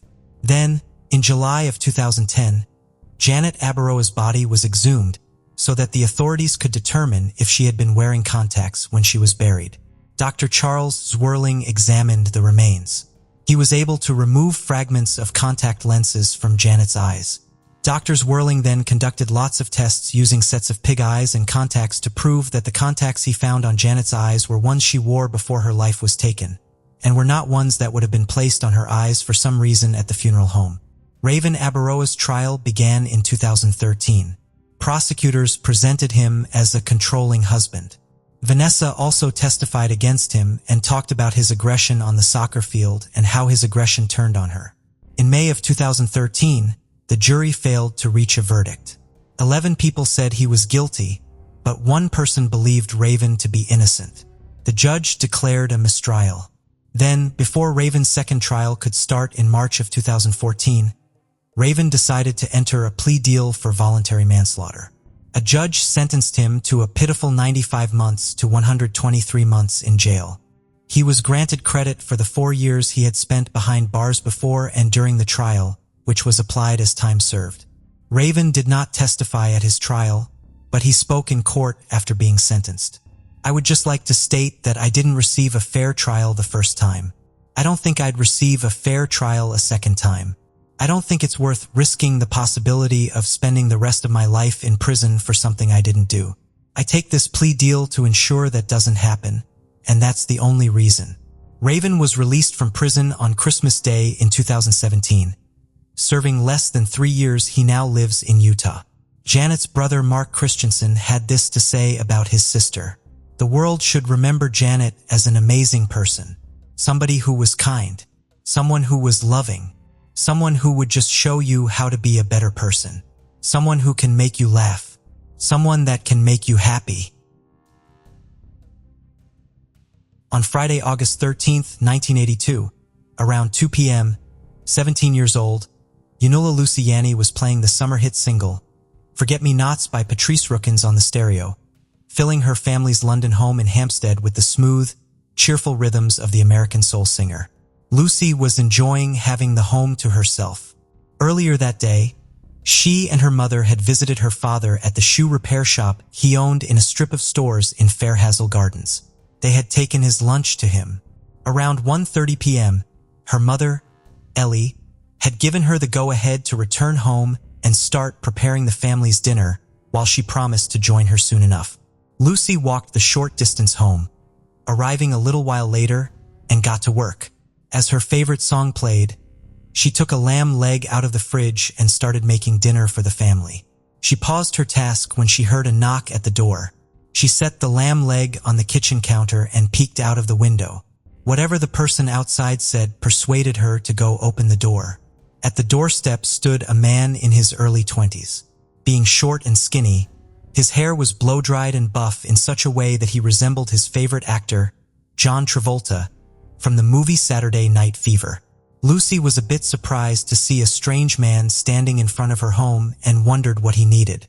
A neighbor passed by and spotted Lucy and the man at her doorstep.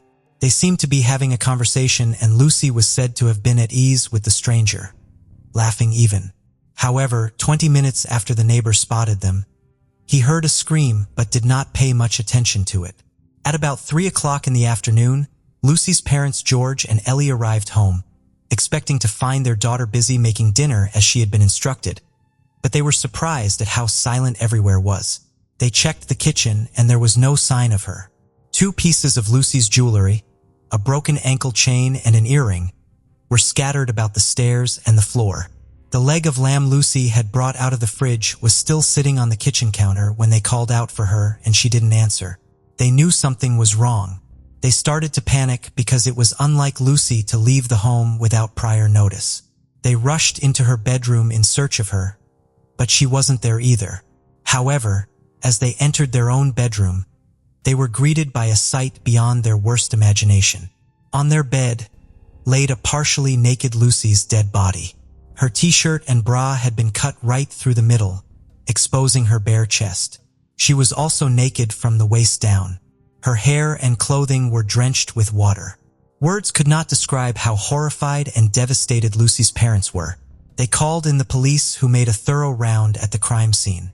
Investigators discovered that the bath in the bathroom at the top of the home had several inches of water in it, and the door to another bedroom, the only one with a lock, had been forced open.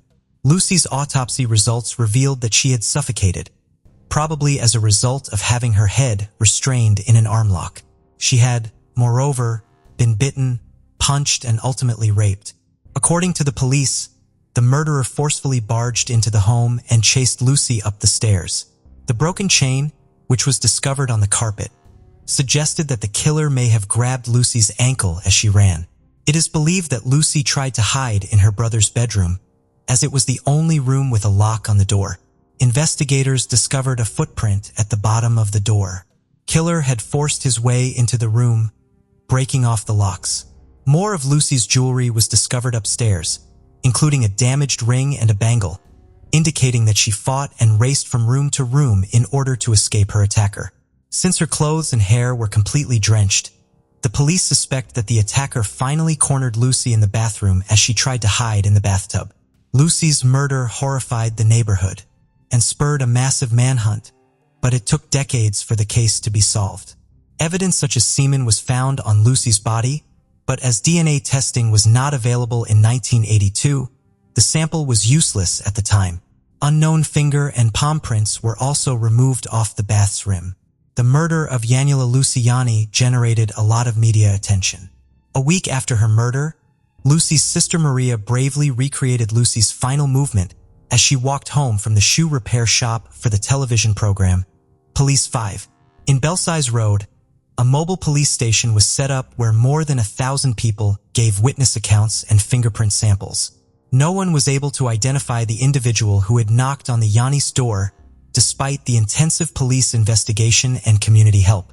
Investigations showed that Lucy, Maria, and their mother, Ellie, were followed twice by a guy close to their home 3 months prior to the murder.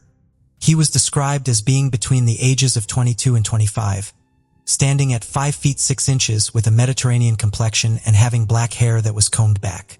On the 1-year and 2-year anniversary of Lucy's murder, further appeals were submitted. In 1984, on BBC Crime Watch, a composite sketch of the man Maria and her mother had seen was displayed. The case was once again featured on BBC Crime Watch in 2000, however. This time, there was no resolution. In 2003, 5,000 appeal flyers were distributed to nearby homes and a £10,000 reward was offered for anyone who had a vital lead that could pinpoint the culprit. Metropolitan officers and scientists have routinely examined Lucy's murder case over the years to see if advancements in forensic science would offer some clues. An incomplete DNA profile for a semen stain on the bedspread where Lucy had been discovered was taken by a scientist in 1999. Additional testing revealed that it matched the fragment of DNA retrieved from Lucy's body.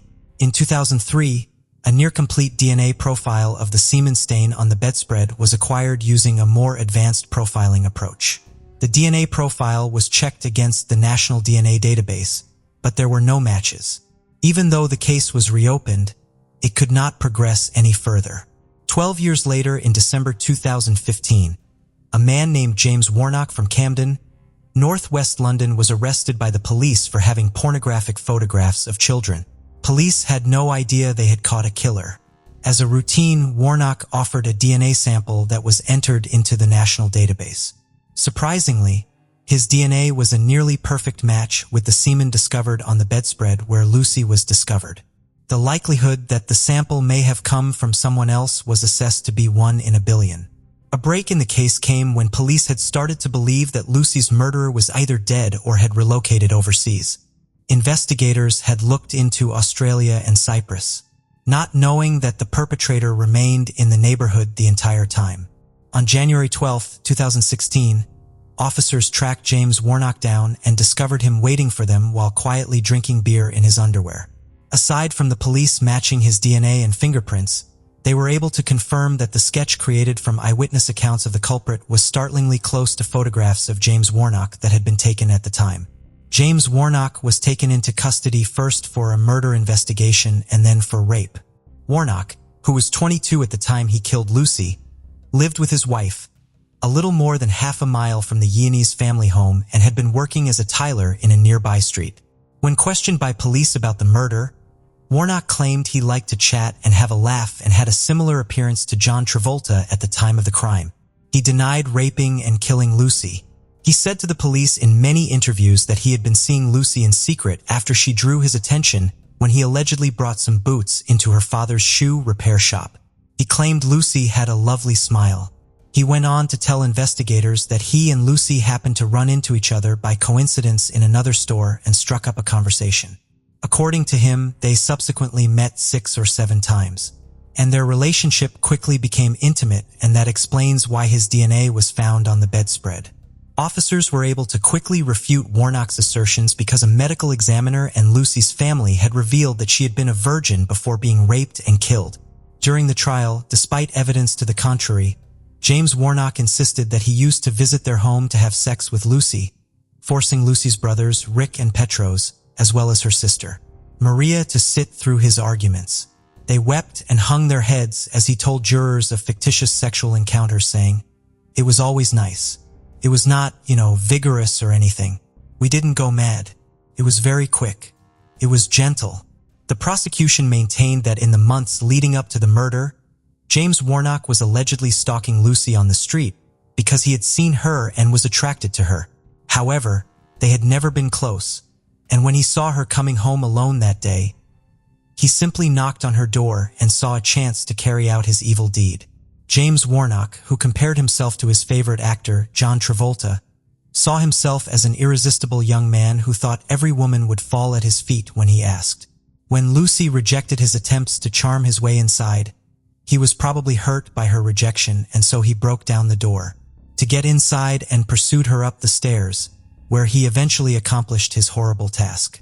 The trial lasted for just 2 hours, and a jury at the Old Bailey found James Warnock guilty of murder, and Recorder of London, Nicholas Hilliard QC, sentenced him to life in prison with a minimum of 25 years. James Warnock was also given concurrent sentences of 20 years for rape and a 4 to 5 year sentence after pleading guilty to 6 counts of disseminating pornographic pictures in 2013. Lucy's brother, Rick, claimed that the incident had left the family forever damaged. The magnitude and horror of what happened that day is indescribable. We never gave up hoping and are truly grateful to the police for finally bringing him to justice, Rick said. 80-year-old Antonio Rodriguez and his 77-year-old wife Luz lived in Cleveland, Texas in 2005. Antonio was a World War II veteran. The couple had been a beloved fixture in Cleveland and were known for their kindness. They operated a small Mexican food restaurant from their home to serve shift workers at a local plywood mill. On April 14, 2005, the couple's daughter Carolina Tejeda went to their home to make lunch for them. They didn't answer the door, so she thought they might be asleep, but still entered to make them lunch. Carolina then found her father's body on the floor of their bedroom and her mother's body in their bed. They had both been beaten and strangled. Police dogs were able to track the scent of a suspect across some railroad tracks to a nearby apartment complex, but were unable to lead investigators any further than that. Blood from an unknown suspect was found on a large rug in the couple's home, and the DNA was entered into the FBI's combined DNA index system. But there were no hits at the time. For years, the case went cold. Then, in March of 2021, when investigators again entered the DNA sample into Cody's, they found a match. The DNA was linked to Shelley Susan Thompson Lemoyne. She was serving time in a Texas prison for an unrelated drug offense. Lemoyne denied knowing the Rodriguez family and having any involvement in the crime. Another DNA sample was taken from her at the prison, and it was matched to the DNA found at the crime scene back in 2005. She was arrested on the 8th of July of 2022 outside her parole office in connection to the Rodriguez case. Cleveland Police Chief Daryl Brassad had this to say after the arrest was made. Sometimes such small pieces of evidence can solve a case.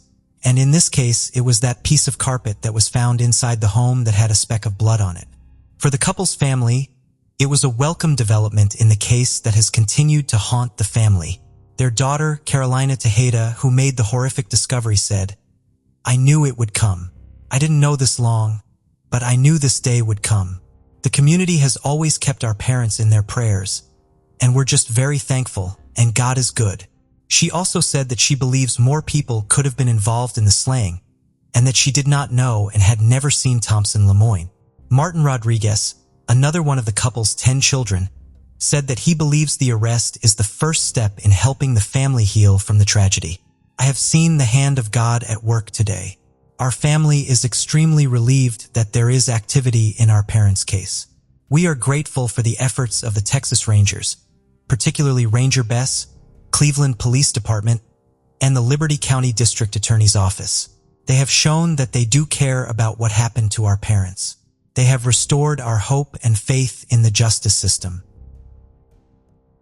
12-year-old Lisha Michelle Jackson lived in Montgomery County, Texas in 1979. She left her home on September 7th to spend the day at a community pool in her neighborhood. When she did not return home, her family got worried and called 911. The following day, her glasses were found at a local intersection, but no other sign of her.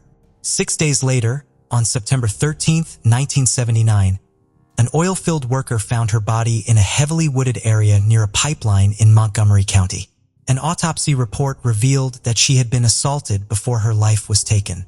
Investigators collected DNA that belonged to the suspect from her body and stored it to be used later. Detectives began an extensive investigation into her case that lasted for years, and while all leads were explored, the case eventually became cold. In 2021, investigators decided to take another look. They made use of a new technology called MVAC. The NVAC system enables investigators to solve more crime through better DNA collection. It expands potential evidentiary items by collecting DNA from porous and rough objects or surfaces. Montgomery County Sheriff's Office Cold Case Squad utilized this new technology in October of 2021 to successfully extract unknown DNA from Lisha's clothing collected at the crime scene. From there, the unknown DNA was sent to Texas DPS forensic scientists, who were able to develop a DNA profile of the person that took her life. In 2022, investigators submitted the profile into the FBI's combined DNA index system. Cody's determined that it matched with a man named Gerald Dwight Casey. Casey had been executed in 2002 for taking someone else's life in Montgomery County in 1989. Casey, who was 34 years old back then, and his accomplice, 36-year-old Carla Smith, tried to steal guns from a man named Darrell Pennington in 1989.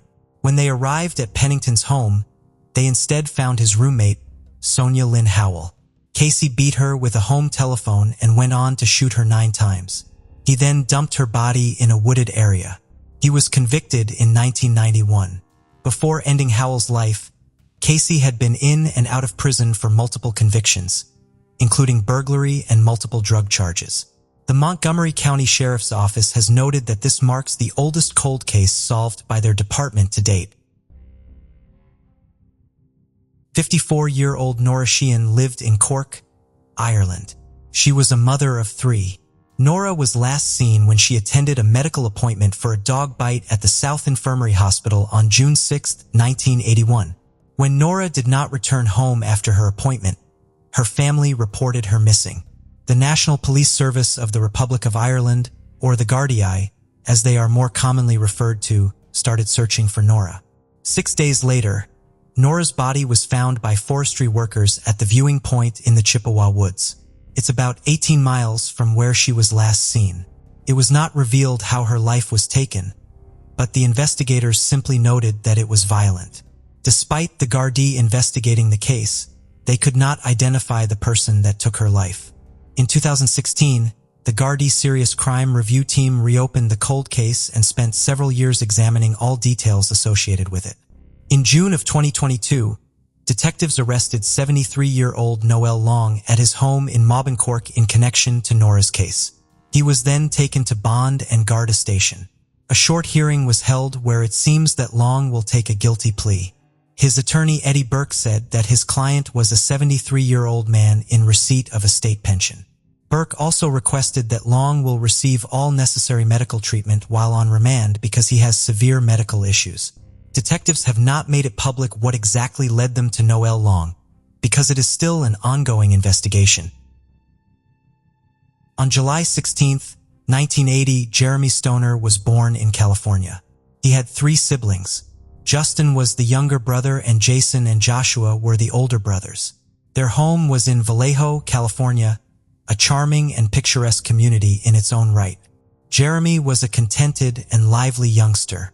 He was devoted to both his friends and family. Attending school and picking up new skills was something he cherished.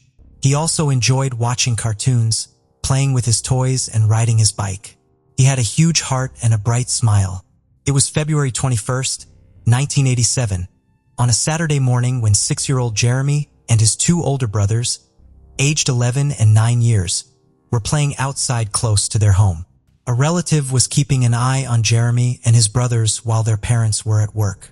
Their relative had to abruptly depart to take her sick daughter to the hospital. The boys were instructed to wait at home for their parents to return. Rather, they made their way to a neighbor's residence.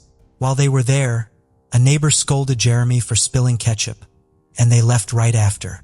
At 5 p.m., the boy's mother came home to find the house unoccupied, leading her to believe that the boys were playing at the neighbor's, as they frequently did. However, when the 2 older boys returned 2 hours later without Jeremy, the family initiated a search. They contacted the police since Jeremy was nowhere to be found. It didn't take long for Vallejo police to conclude that Jeremy had been abducted. He was last seen, according to reports, at a Dairy Queen on Springs Road, which is roughly 5 minutes walk from the family's house. Around 7:30 that evening, a worker there reported to the investigators that he had seen Jeremy with an adult guy. 4 days later, on February 25, 1987, Jeremy's body was discovered on Sherman Island in Sacramento County. For people heading along Sherman Island, road in the Delta became bogged in the mud. In search of something to put between the tires, the driver got out. What she rather found was a small boy's body. He had been beaten, stabbed, and choked. They contacted the authorities and informed them of their discovery. Investigators quickly made their way to the crime scene and gathered all the evidence they could and stored it for later use. In Vallejo, word of Jeremy's passing traveled fast. The people were horrified by what had happened to him and were devastated. They wanted to do everything in their power to help his family since they felt bad for them. They hugged them and handed them flowers and cards. When Jeremy vanished, they looked for him. They held a candlelight vigil. They offered prayers for him and his family as well. Terry Curtola was Vallejo's mayor at the time. He claimed that for 4 days, the residents of Vallejo joined the Stoner family. He restated that they had looked, prayed, and wept for him. It wasn't long until a suspect walked right inside the Vallejo Police Department. Approximately a week after Jeremy's death, Sean Quincy Melton, an unemployed security guard, informed authorities he could have information regarding the case. Melton acknowledged that he tried to dazzle police with his rudimentary research. To use his own words, he aspired to be a big shot. However, Melton's gradual change from a swaggering detective to a confused crime suspect was captured on camera. Throughout his interrogation, he had a terrible past and a disturbing mentality, as indicated by his authorship of The Wolf's Den, a book about child exploitation. Despite his insistence that it's a work of fiction, others questioned whether it was completely unrelated to his personal experiences. Sean Melton willingly went to the police station to give details about the case. He mentioned that he had heard tales and seen certain things that could help identify the offender. The police, however, suspected that he was involved in the crime. There was good cause for them to be skeptical about Sean Melton. Prior to his appointment, Sean Melton's psychologist reported to the police that he had admitted to having unsettling ideas about young boys. The doctor voiced worries that Sean Melton might be dangerous and might be connected to the case of Jeremy Stoner. Sean Melton was the target of a lengthy 30-hour interview by the police, during which they tested him with a polygraph and asked a lot of questions. They also drew a sketch of him and contrasted it with the kidnapper's description provided by a witness. Their aim was to gather intelligence and possibly determine his connection to the case. Sean Melton adamantly maintained his innocence, stating that he was unaware of the situation and denied any role in the crime. The polygraph test was successfully completed by him, and the sketch of him did not match the witness's account. He insisted that his only goal was to help the police crack the case. Still, the police continued to pursue Sean Melton and proposed a fresh theory. They claimed Sean Melton had numerous personality disorders and speculate that the crime may have been committed by one of his alter egos, John Wolfe. They asserted that Sean Melton did not recall committing these acts. In retaliation, the police detained Sean Melton and accused him of kidnapping and killing Jeremy. However, there was insufficient evidence to convict him.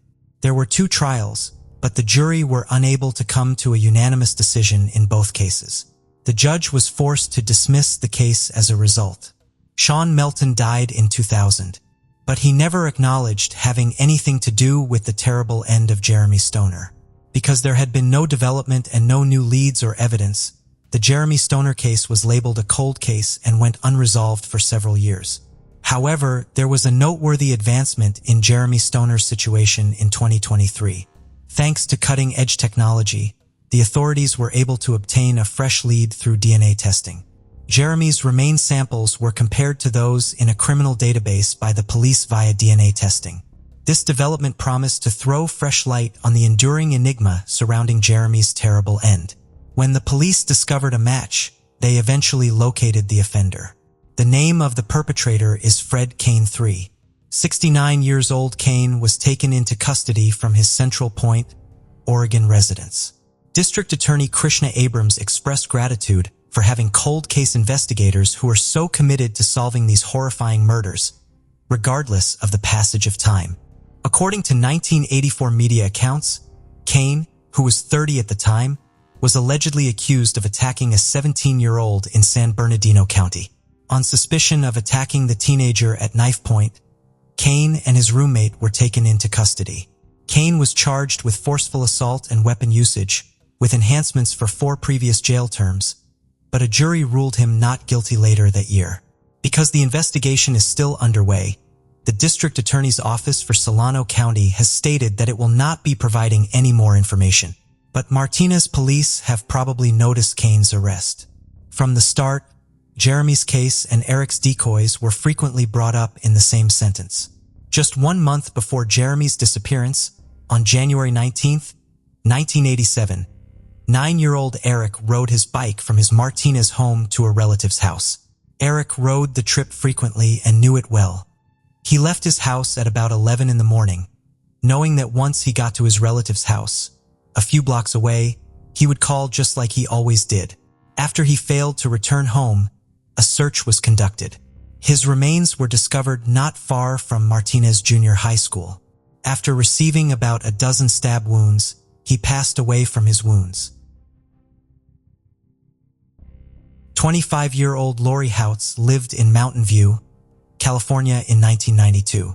She worked as a computer engineer. On September 5th of same year, Lorie's body was found in her car in Mountain View, near a garbage dump about a mile away from her workplace. Rope was used to strangle her and was still around her neck. Police found footprints on the inside of her windshield. Investigators quickly identified a prime suspect, John Kevin Woodward. He was allegedly openly jealous of Lorie. Woodward had developed a romantic attachment to Lorie's boyfriend, who was also his roommate. In the late 1990s, Woodward was tried twice in the case, but it was unsuccessful. The case was dismissed by a judge for insufficient evidence after a jury could not reach a verdict after the second trial.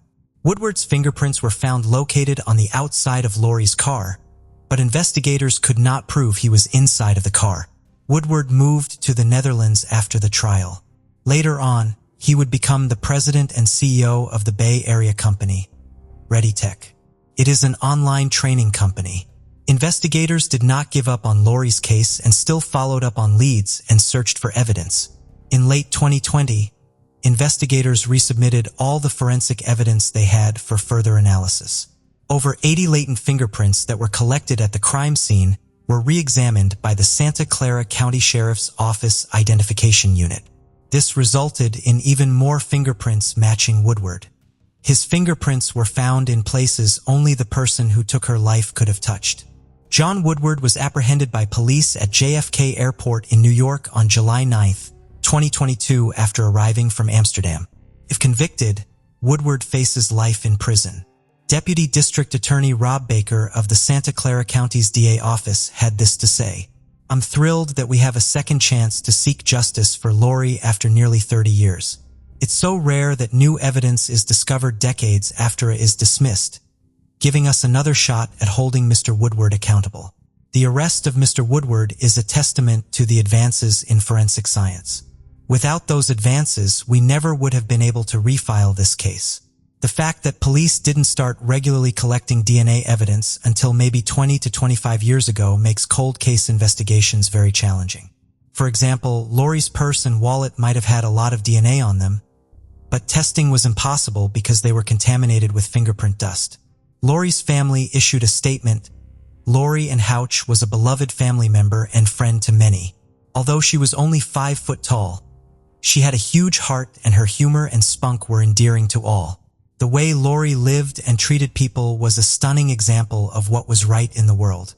She was a gem to so many, but her bright life was taken from us at the age of 25. We are hopeful that justice can finally be served for Lorie, and incredibly appreciative of law enforcement agencies who have never given up on her. To keep her memory alive, Lorie's family established the Lorie House Memorial Girls Athletic Scholarship, whose donations go to graduating female seniors. 37-year-old Lena Reyes Gettys lived in Youngstown, Ohio with her husband Edward Gettys. On April 8, 1998, Lena left her home on a trip from Ohio to Dallas and then to Mexico to visit her family. That would be the last time anyone would see Lena alive. 6 months later, with no sign of Lena since she left their home, Edward reported his wife missing. Investigators found it a bit strange that it took 6 months for Edward to report her missing. He was named a suspect, but investigators couldn't find enough concrete evidence against him. Edward was interviewed by police in October 1998. During the interview, he claimed his wife had planned to fly from Pittsburgh and dropped her off at the airport. On April 20, 1998, an unidentified deceased female was located along State Route 276 near Maiden Water Spring in Utah's Garfield County. When investigators arrived, they found a woman in her late 30s to mid-40s, covered with plastic bags, wrapped in duct tape, tied with rope, and placed inside a sleeping bag before being wrapped in a carpet. The woman had been shot. Her hands were cut off, which made identifying her really difficult. Sketches of the woman were shared around, hoping someone would recognize her. Despite an exhaustive investigation by the Garfield County Sheriff's Office and the Utah State Bureau of Investigation, the woman was not identified, and the case went cold. Since the woman could not be identified, she became known as the Maidenwater Jane Doe. In 2018, Ohio updated Lena's missing persons file and obtained a picture of her from the U.S. Department of Homeland Security, Immigration, and Customs Enforcement. A private citizen in California who enjoys researching true crime cases then linked the Maidenwater Jane Doe case to Lena.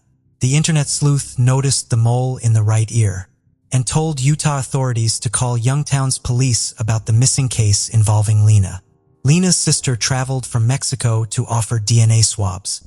Not long after, investigators were able to confirm that the Maidenwater Jane Doe is indeed Lena Reyes Gettys. The question now was who took Lena's life. They interviewed a lot of people that knew her.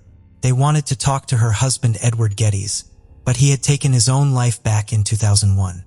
Another man police looked into was Scott Kimball. He took the lives of at least 4 people and is suspected in many other cases. Kimball was ultimately ruled out as a suspect. Investigators decided to try and find DNA on the plastic bags, rope, sleeping bag, and other items found at the crime scene. They were able to find DNA belonging to a male on the rope. They wanted to compare Edward's DNA to see if it belonged to him, but he had been cremated, so they couldn't exhume him. After family members of his were tracked down, their DNA samples were obtained. Finally, in 2022, it was confirmed that Edward Gettys' DNA matched the DNA of the unknown man found on the road. Investigators announced at a press conference in June of 2022 that they have enough evidence to say he was the one who took her life and to close the case. While it is frustrating that Edward is not alive anymore to face the charges against him, we at least know he was miserable, because he took his own life. Investigators have found no sign that Lena traveled anywhere and believe her trip was a ruse by Edward. They don't know why Edward drove across the country to dispose of his wife's remains, or why he decided to take her life. Utah State Bureau of Investigation agent Brian Davis said at the press conference, "There's a lot of ups and downs in law enforcement, but I would put this case at the top of just making you feel good. At least there's some closures. At least there's answers." Davis also mentioned it's not just the DNA that they have as evidence against Edward, but also other circumstantial evidence. Lena's sister Lucero, who had given her DNA to help identify Lena, said, "I felt like for 20 years no one would listen to me, but now I know what happened. I'm here to bring her home, not like I expected, but I'm bringing her back home with me." Subir Chatterjee lived in Houston, Texas in 2002. He was originally from Sri Lanka. Subir owned and operated the Coastal Gas Station convenience store. On February 15, 2002, around 12:50 p.m., officers with the Oak Ridge North Police Department were dispatched to Subir's store because witnesses heard gunshots. Officers who arrived at the scene found Subir's body in the office area of the gas station. He had been shot in the head. It was also discovered that someone had taken $160,000 in cash from the store. Investigators collected forensic evidence at the crime scene, including DNA that belonged to the person who took Subir's life. The DNA was found under Subir's fingernails. There was also blood from the suspect found. It was stored so it could be used later. At the time, law enforcement had few leads. The witnesses' descriptions were vague, and with no surveillance footage, there were no suspects. The case went cold for almost 20 years. Detective Kent Hubbard, who was the first one to arrive on the scene, persisted in investigating the case. He worked various leads all the time before coming across an article outlining how law enforcement in California use genealogy and DNA to solve cold cases. Hubbard then reached out to Parabon Nanolabs, an organization that uses genetic genealogy, phenotyping, ancestry, and kinship analysis to assist law enforcement in developing potential suspects for cases where DNA evidence is present. With the agreement of the Oak Ridge Police Department and the assistance with the Montgomery County District Attorney's Office, Hubbard requested and received funds to pay for the testing. In 2018, Parabon told Hubbard they identified 3 possible men whose DNA might be a match for the DNA sample found at the crime scene back in 2002. In 2019, investigators followed one of the men to a restaurant. There, they collected his DNA sample from a fork, coffee cup, and a piece of toast. After more DNA testing, on December 4, 2019, it was announced that the DNA from the crime scene matched Martin Isaac Tellez's DNA. On December 10, 2019, Tellez was arrested for the crime. Following the arrest, Tellez confessed to taking Subir's life while robbing him. He explained that his blood was present at the scene because Subir struck him in the head with a telephone to defend himself. While the case was pending, Tellez was out on a $500,000 bail. He cut off his GPS monitoring device and fled to Mexico. Fortunately, agents from Homeland Security and the U.S. Marshals successfully tracked him down and brought him back to the U.S. His trial started in 2022. On June 28, he pleaded guilty. Tellez was sentenced to 60 years in prison. Assistant District Attorney Donna Hansen said, "Martin Tellez lived more than 20 years of his life with his family and his loved ones around him. Meanwhile, members of the Chatterjee family were left with an empty chair and aching hearts, believing they might never know who was responsible." Detective Kent Hubbard never gave up on this case, and it was my privilege to be able to assist him in bringing justice and closure to Subir's family. Every life taken creates a wound in our community and in the lives of the victim's family. Some of those wounds, like the loss of this beloved father and husband, are very deep. In this case, those wounds were laid bare for decades. District Attorney Brett Lejon said, "Fortunately, a relentless instrument of dog justice in the form of Detective Hubbard made what was wrong right, and we hope that this measure of accountability will bring some relief to his grieving family." Thank you for joining us on this journey into the depths of unsolved mysteries. Cold cases not only challenge our understanding of the past, but also ignite our curiosity and determination for answers. Remember to subscribe to stay updated on our latest investigations. And if you have any information regarding the cases we've covered, don't hesitate to reach out. Together, we can shed light on the shadows of the past and bring closure to those who seek it. Until next time, stay vigilant, stay curious, and never stop seeking the truth.